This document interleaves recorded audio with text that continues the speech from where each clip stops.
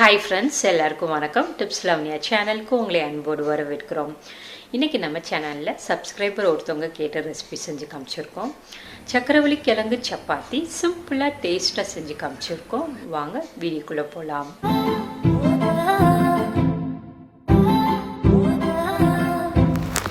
ஒரு பெரிய சக்கரவள்ளி கிழங்கு எடுத்துருக்கேன். அதை ரெண்டாக கட் பண்ணிவிட்டு குக்கரில் போட்டுட்டு இது கூட கொஞ்சமாக உப்பு சேர்த்துடலாம்.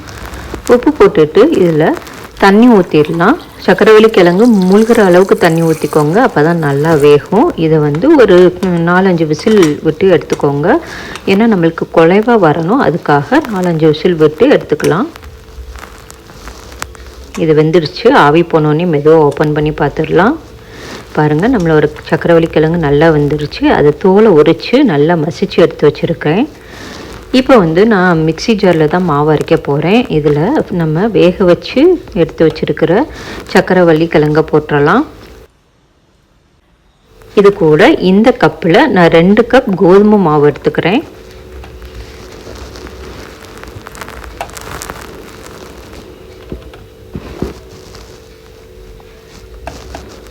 கோதுமை மாவு போட்டுட்டு இதில் தேவையான அளவு உப்பு போட்டுக்கோங்க. இந்த சின்ன ஸ்பூன்னால் நான் 2 ஸ்பூன் போட்டுக்கிறேன். இது கூட 1/2 ஸ்பூன் வரமிளகாய் தூள், 1/2 ஸ்பூன் கரம் மசாலா தூள் போட்டுட்டு 1 ஸ்பூன் எண்ணெய் ஊற்றிக்கோங்க. ஊற்றிட்டு தேவையான அளவு தண்ணி ஊற்றி இந்த மாதிரி அரைச்சி எடுத்துக்கோங்க. மாவு இந்த மாதிரி பிசைஞ்சு ஒரு 1/2 மணி நேரம் ஊற வச்சிடலாம். ஊறினதுக்கு அப்புறம் சின்ன உருண்டையெல்லாம் உருட்டிடலாம்.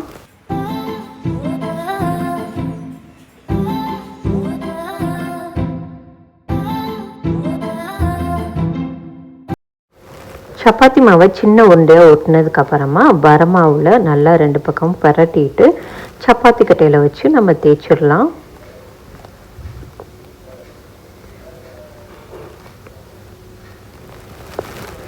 ரெண்டு பக்கமும் நல்லா இந்த மாதிரி திருப்பி போட்டு தேய்ச்சிங்கன்னா ரவுண்டாக வரும். பாருங்கள், ஓரளவு ரவுண்டாக வந்திருக்கு. அடுத்து அடுப்பில் ஒரு தோசை தவா வச்சுட்டு நல்லா காயணும். கல் நல்லா காஞ்சதுக்கு அப்புறமா நம்ம சப்பாத்தியை போட்டுடலாம். கொஞ்சமாக எண்ணெய் ஊற்றிடலாம். எண்ணெய் அல்லது நெய் ஊற்றிக்கோங்க. ஊற்றிட்டு இந்த மாதிரி பபிள்ஸ் மாதிரி மேலே எலும்பி வரணும். மேலே எலும்பி வந்ததுக்கப்புறமா திருப்பி போட்டுடலாம். 2 பக்கமும் நல்லா ஹை ஹீட்லேயே இருக்கணும். நல்லா ஹை ஹீட்லேயே 2 பக்கமும் திருப்பி போட்டு வேக விட்டு எடுத்துக்கோங்க. இது நார்மல் சப்பாத்தி பண்ணுற மாதிரி தான். கிழங்க நம்ம வேக வச்சு எடுத்துட்டு இதில் போட்டு பிசைஞ்சு பண்ணுறோம். உங்களுக்கு வேணும்னா இது கூட காய்கறிகளும் சேர்த்து பிசைஞ்சு சப்பாத்தி சுட்டிங்கன்னா நல்லாயிருக்கும். குழந்தைங்கள்லாம் பார்த்திங்கன்னா வெறும் சக்கரவள்ளி கிழங்கு மட்டும் கொடுத்தா சாப்பிட மாட்டாங்க. அதை நம்ம இந்த மாதிரி சப்பாத்தியாக செஞ்சு கொடுக்குறப்ப ரொம்ப ஹெல்த்தியாகவும் இருக்கும். அவங்களுக்கு இந்த டேஸ்ட்டும் வித்தியாசமாக தெரியாது. அந்த சப்பாத்தி சாப்பிட்ட ஃபீலிங்லேயே இருக்கும். அதே மாதிரி இந்த சப்பாத்தி எவ்வளோ நேரம் ஆனாலும் ரொம்ப சாஃப்டாக இருக்கும். பிகினர்ஸ் கூட சூப்பராக செய்யலாம். நம்மளோட சப்பாத்தி சூப்பராக ரெடி ஆயிடுச்சு. நீங்களும் இதே மாதிரி செஞ்சு பாருங்கள் சப்பாத்தி எவ்வளோ சாஃப்டாக இருக்குன்ட்டு. சப்பாத்தி செய்ய தெரியாதவங்க செஞ்சாலும் இது நல்லா சாஃப்டாக இருக்கும். ஏன்னா சக்கரவள்ளி கிழங்க வேக வச்சு எடுத்துட்டு நம்ம மாவோட பிசைஞ்சு பண்ணுறோம். அதனால் ரொம்ப சாஃப்டாக இருக்கும். டிப்ஸ் லவ்னியா சேனலுக்கு ஒரு வாட்ஸ்அப் குரூப் க்ரியேட் பண்ணியிருக்கோம். அதோட லிங்க் டிஸ்கிரிப்ஷன் பாக்ஸில் இருக்குது.